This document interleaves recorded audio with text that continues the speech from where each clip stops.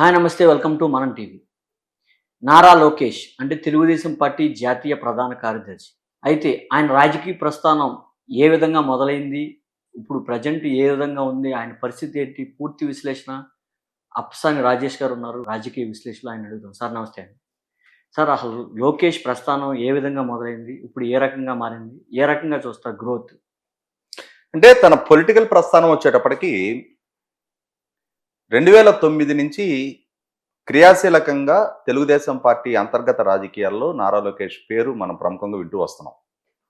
2009 assembly ఎన్నికల సందర్భంగా Telugu Desam, TRS, communist పార్టీలు కలిపి ఆ రోజు కాంగ్రెస్ ప్రభుత్వానికి వ్యతిరేకంగా మహాకూటమిగా పోటీ చేస్తున్న సందర్భంలో ఆ మేనిఫెస్టో రిలీజ్ సందర్భంగా అంటే అప్పటి వరకు నారా లోకేష్ చంద్రబాబు నాయుడు గారి అబ్బాయి విదేశాల్లో చదువుకుంటూ ఉన్నాడు, ప్రపంచ బ్యాంకులో వర్క్ చేస్తూ ఉన్నాడు. చంద్రబాబు నాయుడు గారు రాజకీయ వారసుడుగా రేపు రోజున రాజకీయ ఆరంగేట్రం చేయడానికి ఆస్కారం ఉంది అనే తప్ప క్రియాశీలక రాజకీయాల్లో తన ప్రస్థానం పెద్దగా రాలా. కానీ ఆ ఎన్నికల మేనిఫెస్టో విడుదల సందర్భంగా ఆ రోజుల్లో చంద్రబాబు నాయుడు గారి ద్వారా నగదు బదిలీ అని చెప్పనే ఒక వినూత్న వాగ్దానం చేయడం జరిగింది. అప్పటి వరకు భారతదేశ రాజకీయ వ్యవస్థలో ఏ రాజకీయ పక్షం కూడా ఈ నగదు బదిలీ అనే ప్రస్తావన సంక్షేమ కార్యక్రమాలలో అప్పటి వరకు మనం వినలా. అంటే సబ్సిడైజ్డ్ రేటుకి బియ్యం ఇవ్వటం, ఇళ్ళు కట్టించడం, స్కాలర్షిప్లు, ఇటువంటి వాగ్దానాలు వింటూ వచ్చాను తప్ప మొట్టమొదటిసారిగా ఒక ప్రభుత్వం ప్రజలకి ప్రతి నెల ఇంత చొప్పున నగదు బదిలీ చేస్తాము అని చెప్పని ఒక వాగ్దానం చేయటం అనేది భారతదేశ రాజకీయాల్లోనే కొత్త ప్రయోగం. మహాకూటమి ఆ వాగ్దానం చేసిన సందర్భంగా చాలా విస్తృతంగా చర్చ జరిగింది. ఆ చర్చ జరిగిన సందర్భంలో అప్పుడు చంద్రబాబు నాయుడు గారి ద్వారా రివీల్ అయింది ఏంటి అంటే, లోకేష్ వరల్డ్ బ్యాంక్లో వర్క్ చేస్తూ ఉన్నాడు కదా, తను వివిధ దేశాల ఆర్థిక వ్యవస్థను పరిశీలిస్తూ ఉన్నాడు. వివిధ దేశాల్లో వివిధ ప్రభుత్వాలు అక్కడ ప్రజలకు అందిస్తున్న సంక్షేమ పథకాల మీద కూడా తను కొంత రీసెర్చ్ చేశాడు. ఆ చేసిన సందర్భంగా సౌత్ అమెరికన్ కంట్రీస్లో అమలు జరుగుతూ ఉన్న ఈ నగదు బదిలీ అనే విధానాన్ని మన దేశంలో మన సమాజానికి కూడా పేదలకి ఈ విధమైన సంక్షేమాన్ని అందించిన పక్షంలో పేదల అభివృద్ధికి ఉపయోగపడుతుంది అని చెప్పిన ప్రతిపాదన తన నుంచి రావడం జరిగింది. దాన్ని పరిగణలోకి తీసుకుని మేము ఈ పథకాన్ని మేనిఫెస్టోలో మెన్షన్ చేయడం జరిగిందని చెప్పడం జరిగింది. వాస్తవంగా ఆ ఎన్నికల్లో మహాకూటమి విజయం సాధించలేదు, కానీ ఆ నగదు బదిలీ అనే ఈ ఎజెండా మాత్రం దేశ రాజకీయ పక్షాలకు ఒక ట్రెండ్ సెట్టర్గా నిలిచింది. ఆ తర్వాత 2014 ఎన్నికల సందర్భంగా అంటే ఎన్డీఏ కూటమి భారతదేశం అధికారంలోకి వచ్చిన ఎన్డీఏ కూటమి ద్వారా వివిధ సంక్షేమ పథకాలలో భాగంగా రైతులకి 6,000 రూపాయలు ఇవ్వాలి అనేది ఒక నిర్ణయం జరిగిన తర్వాత 2019 తర్వాత జగన్మోహన్ రెడ్డి గారి ద్వారా అమ్మఒడి అనేది 2019 ఎన్నికలకు ముందు ఆ రోజు రాష్ట్రంలో తెలుగుదేశం ప్రభుత్వం ద్వారా అన్నదాత సుఖీభవ అని రైతులకి 15,000 ఇవ్వటం, ఇట్లాంటి రకరకాల పథకాలకి ఆద్యం మాత్రం 2009లో నారా లోకేష్ ద్వారా ఇనిషియేట్ చేసిన నగదు బదిలీ అనేది చెప్పుకోవచ్చు మనం. అంటే దేశంలో ఉన్న ప్రభుత్వాలు, పార్టీలు తర్వాత రోజులు అందిపుచ్చుకున్న నినాదానికి ఆద్యుడు ఒక ట్రెండ్ సెట్టర్ మాత్రం నారా లోకేష్. తర్వాత రోజుల్లో చూసాం మనం, తను జాతీయ ప్రధాన కార్యదర్శిగా బాధ్యతలు చేపట్టిన తర్వాత తన రాజకీయ ప్రస్థానంలో అత్యంత మేలుబలుపుగా చెప్పుకోదగ్గది తెలుగుదేశం పార్టీ సభ్యత్వ నమోదులో కార్యకర్తలకు ఇన్సూరెన్స్ కల్పించే వెసులుబాటు. అంటే 100 రూపాయలు పెట్టి సభ్యత్వం తీసుకున్న ప్రతి సభ్యుడికి కూడా 2 లక్షల రూపాయలు యాక్సిడెంటల్ ఇన్సూరెన్స్ కవరేజ్ అనేది దేశంలోనే ఒక ట్రెండ్ సెట్టర్. తర్వాత రోజుల్లో అన్ని రాజకీయ పక్షాలు కూడా ఆ విధానాన్ని అందిపుచ్చుకున్నాయి.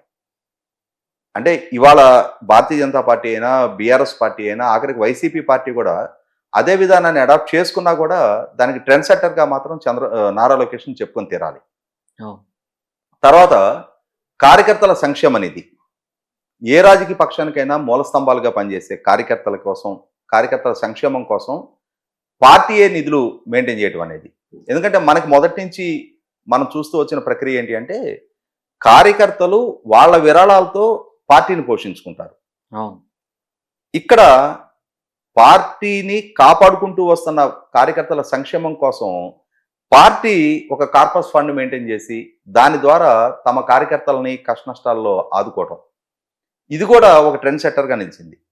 అంటే ఇప్పటి వరకు ఏ రాజకీయ పార్టీ కూడా ఆలోచించని ఒక వినూత్న ఆలోచనకి బీజం వేసింది మాత్రం నారా లోకేష్.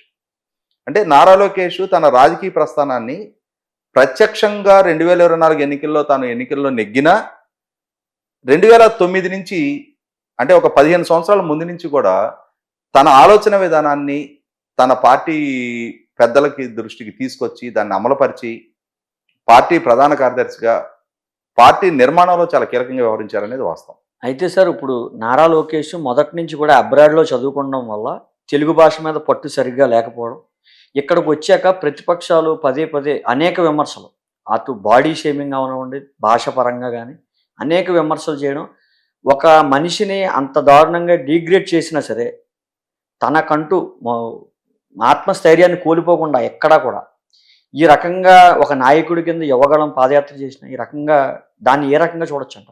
100కి 100 ఎందుకంటే భారతదేశ రాజకీయ చరిత్రలోనే అత్యంత దారుణంగా ట్రోలింగ్కి గురైన నాయకులు ఇద్దరు. అంటే వారిదంటూ ఎటువంటి తప్పు చేయకున్నా, వారంటూ ఎటువంటి తప్పు చేయకున్నా కూడా, సుదీర్ఘ రాజకీయ నేపథ్యం ఉన్న కుటుంబాల నుంచి ప్రాతినిధ్యం వహిస్తున్నా కూడా అత్యంత దారుణ వ్యక్తిత్వానికి గురైన రాహుల్ గాంధీ గారిని చూసాం, నారా లోకేష్ని చూసాం. మీరు చెప్పినట్టుగానే లోకేష్ని తను చేయని తప్పులకి తన బాధ్యులను చేశారు. తెలుగు భాష మీద పట్టు లేకపోవటాన్ని ఒక నేరంగా చిత్రీకరించారు. రాజకీయాల్లో అవగాహన లేని నాయకుడిగా, నాన్ సీరియస్ పాలిటీషియన్గా, అన్నిటికన్నా ముఖ్యంగా తనని ఇందాక మీరు ప్రస్తావించినట్టుగానే ఒక లేజీ పర్సన్గా, తిండిపోతుగా, అవినీతిపరుడుగా ఎన్ని రకాలుగా వ్యక్తిత్వానికి పాల్పడాలో అన్ని రకాల వ్యక్తిత్వానికి పాల్పడ్డారు. విశాఖపట్నంలో Panchayati Raj and rural development minister, IT మినిస్టర్గా తను సిఐ కన్వెన్షన్స్లో పాల్గొంటే 25 లక్షల రూపాయల స్నాక్స్ తినేశాడు అని చెప్పని తనకు తిండిపోతుగా చిత్రీకరించారు. హాయ్లాండ్ కొట్టేశాడు అని చెప్పని అవినీతి పట్టుగా చిత్రీకరించారు. తను పోటీ చేసి ఓడిపోయిన నియోజకవర్గ పేరు కూడా పలకలేని అసమర్థుడిగా మంగళగిరిని మందలగిరి అని చెప్పని పలికాడు. తనకి తెలుగు భాష మీద అసలు పట్టే లేదు అని చెప్పని హేళన చేశారు. ఒక రకంగా ఈ మధ్యకాలంలో సమకాలీన రాజకీయాల్లో అత్యంత దారుణ అవమానాలకు గురైన లోకేష్ ఈ హేళనల నేపథ్యంలోనే, అంటే తనను తాను ట్రాన్స్ఫార్మ్ చేసుకున్న తీరు, ఎక్కడైతే తను అవమానాలు ఎదుర్కొన్నాడో, ఏ అంశాల్లో తను ఎత్తి చూపారో తన్ని పప్పు అని చెప్పని నాన్ సీరియస్ పాలిటీషియన్గా చిత్రీకరించారు, అసమర్థుడిగా పిక్చరైజ్ చేశారు. ఇటువంటి నేపథ్యంలో తను ట్రాన్స్ఫార్మ్ చేసుకున్న తీరు చూస్తేనే హేళన చెక్కిన శిల్పం అంటారు లోకేష్. అంటే అవమానాలతోటి రాటుదేలాడు తను. ఇవాళ అద్భుతంగా తన భాషా పరిజ్ఞానాన్ని పెంచుకున్నాడు, తన వాగ్దాటిని పెంచుకున్నాడు, మీడియాని అడ్రస్ చేసే విధానంలో చాలా కాన్ఫిడెంట్గా హ్యాండిల్ చేస్తూ ఉన్నాడు. సమస్యల్ని అడ్రస్ చేసే విషయంలో కానీ, ప్రజలకు చేరువవటం కానీ, ప్రజల కష్ట నష్టాలు వినటంలో కానీ దాదాపుగా 50 రోజుల పైగా ప్రజా దర్బార్ నిర్వహించి వేలాది మంది ప్రజల నుంచి వాళ్ళ సమస్యల్ని ప్రత్యక్షంగా విన్నాడు.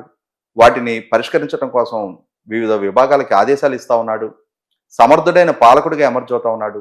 అన్నిటికన్నా ముఖ్యంగా తన ప్రసంగాలు, ముఖ్యంగా మీడియాని అడ్రస్ చేసే విషయంలో తన ప్రత్యర్థుల మీడియాని కూడా పిలిచి మీరు ఏదైనా ఉంటే సమస్య అడగండి, నేను సమాధానం చెప్తానని చెప్పని తను హ్యాండిల్ చేస్తున్న తీరు చూస్తే ఇప్పుడున్న సమకాలీన రాజకీయ నాయకుల్లో చాలా మంది కన్నా మెచ్యూర్డ్గా వ్యవహరిస్తున్నాడు అనేది అర్థమవుతా ఉంది. అదే సందర్భంలో తల్లిదండ్రుల నుంచో లేకపోతే తాత నుంచో వచ్చిన రాజకీయ వారసత్వం అని కాకుండా తనను తాను మలుచుకోవటం కోసం ఇక్కడ గమనించుకోవాల్సింది ఏంటి అంటే 2024 ఎన్నికలు జరిగిన తీరు, 2019లో తెలుగుదేశం పార్టీ ఓడిపోవటానికి చాలా కీలకంగా, జగన్మోహన్ రెడ్డి గారు గెలవడానికి చాలా కీలకంగా దోహదం చేసిన ప్రధాన అంశం వచ్చేటప్పటికి యువత. జగన్మోహన్ రెడ్డి గారు చంద్రబాబు నాయుడు గారి కన్నా 22 సంవత్సరాల వయసులో చిన్నవాడు అవడంతో యువత ప్రధానంగా జగన్మోహన్ రెడ్డి వెనక ర్యాలీ అయ్యారు. జగన్మోహన్ రెడ్డి గారు కూడా యువతను లక్ష్యంగా చేసుకొని యోబేరి అని చెప్పిన సదస్సులు ఏర్పాటు చేసి యూనివర్సిటీలు, కాలేజీల చుట్టూ తిరిగి ఆయన ప్రత్యేక హోదా ఆవశ్యకత గురించి చెప్తా, ప్రత్యేక హోదా కనుక సాధించిన పక్షంలో 13 జిల్లాని 13 హైదరాబాద్లకు అభివృద్ధి చేయడానికి ఆస్కారం ఉంది, ఈ వలసలైన ఉపాధి కల్పించడానికి ఆస్కారం ఉంది, ప్రపంచవ్యాప్తంగా పెట్టుబడులు రప్పించడానికి ఆస్కారం ఉంది, నాకు మెజార్టీ ఎంపీ స్థానాలు ఇవ్వండి, కేంద్రంలో అధికారులు ఎవరన్నా వాళ్ళ మెడల నుంచి ప్రత్యేక హోదా సాధిస్తా, మీకు జాబ్ క్యాలెండర్ రిలీజ్ చేస్తా, మెగా డిఎస్సి కండక్ట్ చేస్తా అని చెప్పని యువతను మెస్మరైజ్ చేశాడు. యువత కూడా జగన్మోహన్ రెడ్డి గారి ప్రచార ప్రభావంతో ఆయన వెనక ర్యాలీ అయ్యారు. యువతతో పాటు వారి కుటుంబ సభ్యులు కూడా కలగలిసి వాళ్ళ బిడ్డల భవిష్యత్తు దృష్ట్యా జగన్మోహన్ రెడ్డిని ఎంపిక చేసుకున్న పర్యవసానం తెలుగుదేశం ఘోర ఓటమి చవిచూసింది. అవును. సో నారా లోకేష్ గారికి ఒక స్పష్టత ఉంది. తమ ఓటమికి జగన్మోహన్ రెడ్డి గెలుపుకి కీలకంగా మారిన యువత మళ్ళీ తిరిగి తమ చెంతకు వస్తే తప్ప జగన్మోహన్ రెడ్డిని ఓడించటం, తమ మళ్ళీ తిరిగి అధికారం దక్కించుకోవడం సాధ్యం కాదు అని చెప్పని రియలైజ్ అయిన లోకేష్ కూడా సుదీర్ఘ పాదయాత్ర, ఆ పాదయాత్ర కూడా ప్రతికూల పరిస్థితుల్లో జగన్మోహన్ రెడ్డి గారి ద్వారా తీసుకురాబడిన జీవో నెంబర్ 1 నేపథ్యంలో పోలీస్ ప్రతిబంధకాలు, అడ్డంకులు, ఒక రకంగా ప్రత్యర్థుల నుంచి తీవ్ర అవహేళనలు కూడా ఎదుర్కొంటూ తను సుదీర్ఘ పాదయాత్ర చేయడం, ఆ పాదయాత్ర సందర్భంగా తన తండ్రి గారిని అరెస్టు చేసిన, చేయని తప్పుగా ఆయన జైలుపాలు చేసిన, ప్రత్యర్థుల దాడులు దౌర్జన్యాలను ఎదుర్కొంటూ కూడా తాను తన లక్ష్యాన్ని సాధించిన తీరు అవును. అంటే ఒక రకంగా ప్రజలకి ఒక కొత్త లొకేషన్ని తనకు తాను పరిచయం చేశాడు. అలాగే సమాజాన్ని తను చూసే దృక్కోణం కూడా మారింది. సమాజంలో ఉన్న సమస్యలు, వివిధ ప్రజల లైఫ్ స్టైల్స్, వాళ్ళ లైఫ్ స్టాండర్డ్స్, వాటిని అవగాహన చేసుకుంటా తను సాగించిన పాదయాత్ర కూడా అదే సందర్భంలో యువతకు తాను కల్పించిన భరోసా. 20 లక్షల ఉద్యోగ కల్పన చేస్తాను అని చెప్పని తను ఇచ్చిన వాగ్దానం. 20 లక్షల ఉద్యోగ కల్పన జరగాలి అని అంటే ఎన్ని వేల పరిశ్రమల స్థాపన జరగాలి, ఎన్ని లక్షల కోట్ల పెట్టుబడులు రప్పించాలి. అవును. కాబట్టి అన్ని లక్షల కోట్ల పెట్టుబడులు గ్రౌండింగ్ అయితే తద్వారా జరిగే అభివృద్ధి, అన్ని లక్షల ఉద్యోగ కల్పన, ప్రత్యక్ష ఉపాధి అన్ని లక్షల మందికి దక్కితే పరోక్ష ఉపాధి ఇంకా కొన్ని మిలియన్స్ ఆఫ్ జాబ్స్ క్రియేట్ అవడానికి ఆస్కారం ఉంటుంది. కాబట్టి గవర్నమెంట్కి ట్యాక్స్ రెవెన్యూస్ పెరుగుతాయి, సంపద సృష్టి జరుగుతుంది. అవును. జగన్మోహన్ రెడ్డి ద్వారా జరిగిన ఆర్థిక విధ్వంసం నుంచి రాష్ట్రాన్ని బయటపడేయడానికి వీలవుతుంది. కాబట్టి ఒక సుదీర్ఘ ప్రణాళికతో, అంటే ఒక అద్భుతమైన విజన్తో ఈ రాష్ట్రాన్ని అభివృద్ధి చేయాలి, ఈ రాష్ట్రంలోని యువతకి వలసలేని ఉపాధి కల్పన జరగాలి, లక్షల కోట్ల పరిశ్రమలు రావాలి, లక్షల మందికి ఉపాధి కల్పన జరగాలి అనే ఒక సుదీర్ఘ లక్ష్యంతో తను చేసిన పాదయాత్ర మొన్నటి అంతటి ఘన విజయానికి ఒక గేమ్ చేంజర్. అవును. కాబట్టి నారా లోకేష్ ఇవాళ చంద్రబాబు నాయుడు గారి రాజకీయ వారసుడిగానే కాకుండా తనను తాను ప్రూవ్ చేసుకున్నాడు. 2014-19 మధ్య ఆ రోజు పంచాయతీరాజ్ అండ్ రూరల్ డెవలప్మెంట్ మినిస్టర్గా తన పనితీరు ప్రాతిపదికగా 630 స్క్రోచ్ అవార్డ్స్ రాష్ట్ర ప్రభుత్వానికి అందించాడు. ఇప్పుడు కూడా ఇవాళ పార్టీ ప్రధాన కార్యదర్శిగా కష్టకాలంలో పార్టీకి అండగా నిలబడ్డాడు. పార్టీ శ్రేణులలో భరోసా నింపాడు. శ్రేణుల కష్టకాలంలో వాళ్లకు వెన్నుదట్టి ధైర్యాన్ని నింపాడు. ఇవాళ తను శారీరక శ్రమకి లక్ష్య పెట్టకుండా తను చేసిన పాదయాత్రే గెలుపుకి కూడా కీలకంగా దోహదం చేసింది.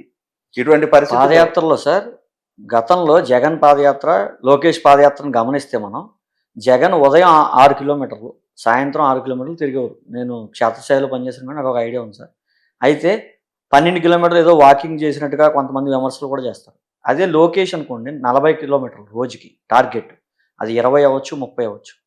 ఈ పాదయాత్రల మధ్య తేడాని ఏ రకంగా చూస్తారు సార్? ఇక్కడ లోకేష్ని 4 రోజులు కూడా పాదయాత్ర చేయలేడు అని చెప్పని హేళన చేశారు. అన్నిటికన్నా ముఖ్యంగా అసలు ప్రజలతో సంభాషించే స్థైర్యం నీకుందా, నీకు తెలుగు భాష పట్ల అవగాహన ఉందా అన్నారు. అన్ని సవాళ్ళని తను చాలా సాహసంగా అధిగమించాడు. No question of shortcuts. ఇవాళ తన భాషా పరిజ్ఞానం పెరగాలి అంటే తనే భాష మీద పట్టు సంపాదించాలి. మీడియాని కాన్ఫిడెంట్గా అడ్రస్ చేయాలి అంటే తనే కాన్ఫిడెంట్గా అడ్రస్ చేయాలి. ఇవాళ ప్రజలతోటి మమేకం అవ్వాలి, ప్రజా సమస్యలను అర్థం చేసుకోవాలి, వాళ్ళకి ధైర్యాన్ని నింపాలి అంటే అది తానే చేయాలి. తన తరపున వేరే ఎవరో చేస్తే నాయకుడిగా తను ఎమర్జ్ అవ్వడం. కాబట్టి ఇక్కడ తనను తాను మలుచుకున్నాడు. తన సమస్యల్ని తనకు తాను అధిగమించాడు. తనలో ఉన్న లోటుపాటుని తనకు తాను ఐడెంటిఫై చేసుకొని వాటిని అధిగమించాడు. కాబట్టి ఇక్కడ జగన్మోహన్ రెడ్డి గారు ఆయన పాదయాత్ర చేసే సందర్భంలో ప్రతి శుక్రవారం ఆయన కోర్టుకు హాజరు కావాలి. దాంతో గురువారం సాయంత్రానికి పాదయాత్రకు విరామం ఇచ్చి శుక్రవారం హైదరాబాద్ వచ్చి కోర్టు విచారణకు హాజరయ్యి శనివారం ఇంటి దగ్గర రెస్ట్ తీసుకొని మళ్ళీ ఆదివారం వెళ్ళి ఆయన పాదయాత్ర మొదలుపెట్టాడు. ఆయన పాదయాత్ర సండే టు థర్స్డే. లోకేష్ గారి పాదయాత్ర మండే టు మండే. విరామం లేని నిర్విరామ పాదయాత్రతోటి కేవలం తారకరత్న చనిపోయినప్పుడు అలా మహానాడికి మొత్తం కలిపిన 3-4 సందర్భాల్లో నేను బ్రేక్ తీసుకోవడం జరిగింది. చివరికి చంద్రబాబు నాయుడు గారు అరెస్టు జరిగిన తర్వాత ఆయన పాదయాత్రకు విరామం ప్రకటించాల్సి వచ్చింది తప్ప, ఒక గివెన్ సిచ్యుయేషన్లో కంపల్షన్ క్రియేట్ అయ్యి ఆయన పాదయాత్రకు విరామం ప్రకటించాల్సి వచ్చింది తప్ప ఆయన ఉద్దేశపూర్వకంగా అయితే విరామం ప్రకటించాల.